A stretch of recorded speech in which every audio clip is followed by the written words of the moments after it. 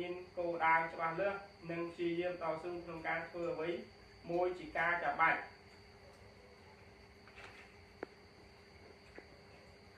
សកម្មភាពនេះអនុវត្តនៅពេលណាទទួលបានផលអ្វីខ្លះចា៎ហេ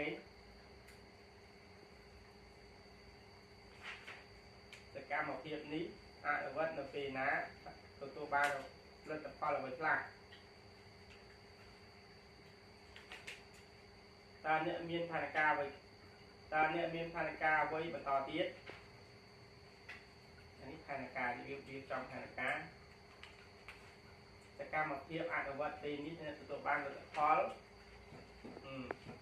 ទ្ធផលដូចគេតើអ្នកបានជំនាញឧបសគ្គឬខ្លះ